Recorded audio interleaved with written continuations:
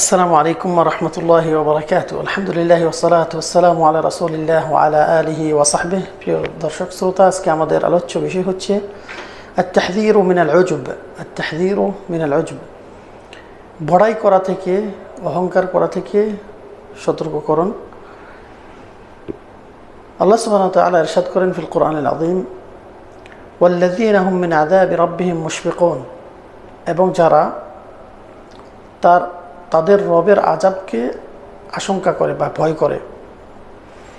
আল্লাহ তাআলা তাদের প্রশংসা করে উল্লেখ করেন যে যারা তাদের রবের আযাবকে ভয় করে। ইবনে মাসউদ রাদিয়াল্লাহু আনহু থেকে বর্ণিত, তিনি বলছেন, আল হালাকু ফিতনাতাইন, হালাক হচ্ছে, ধ্বংস হচ্ছে দুটি বিষয়ের মধ্যে, আল কুনুতু ওয়াল উজব, নৈরাশ হওয়া এবং বড়াই করা। বড়াই এবং নৈরাশে হচ্ছে ধ্বংস। আবু বকর রাদিয়াল্লাহু আনহু থেকে বর্ণিত, আন্না রাজুলান যুকিরা ইনদা নবী সাল্লাল্লাহু আলাইহি ওয়াসাল্লাম ফাআসনা আলাইহি রাজুলুন খায়রা فقال النبي صلى الله عليه وسلم ويحك قطعت عنق صاحبك। একজন ব্যক্তি এর কথা রাসূলুল্লাহ সাল্লাল্লাহু আলাইহি সাল্লামের নিকটে স্মরণ করা হলো। একজন সাহাবী তার প্রশংসা করল, তার উপস্থিতিতে তার প্রশংসা করল। তখন রাসূলুল্লাহ সাল্লাল্লাহু আলাইহি সাল্লাম বলছেন, খবরদার, তুমি তার গর্দান কেটে ফেলেছ। ইয়াকুলু মিরারান সুম্মা কাল, তিনি এই কথাটি বারবার বলতেছিলেন, ওয়াইহাকা কাতা'তা উনুকা সাহিবাক।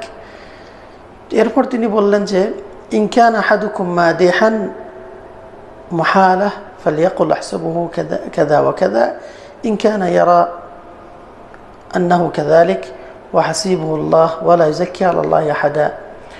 যদি তোমাদের মধ্যে কেউ কারো প্রশংসা করতেই হয়, তাহলে সে যেন অতটুকুই বলে যে আমি আশা করতেছি তিনি এমন বা এমন।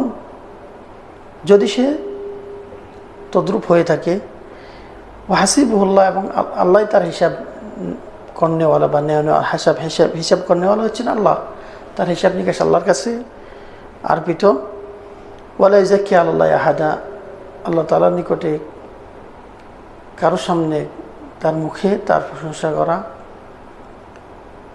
আল্লাহ তাআলার নিকটে আল্লাহ তাআলার জন্য কারো প্রশংসা করা ঠিক না। তো আল্লাহ সুবহানাহু ওয়া তাআলার সামনে কারো প্রশংসা সেখানে মানায় না। আল্লাহ হচ্ছেন সর্বশ্রেষ্ঠ এবং প্রশংসার যোগ্য। অতএব কেউ যদি কারো প্রশংসা করতেই হয়, তার সম্মুখে নয়, তার পশ্চাতে, তার পিছনে যদি কেউ কারো প্রশংসা করে, তাতে সমস্যা নেই। চেহারার বা তার উপস্থিতিতে তার প্রশংসা করা মানে তার গর্দান কেটে ফেলা।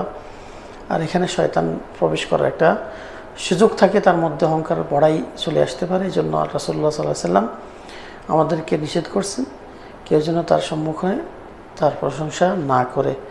হাযা ওয়াল্লাহু আ'লাম, সাল্লাল্লাহু আলাইহি ওয়া সাল্লাম আলা নবিয়িনা মুহাম্মদ ওয়া আলা আলিহি ওয়া সাহবিহি আজমাইন। আসসালামু আলাইকুম ওয়া রাহমাতুল্লাহি।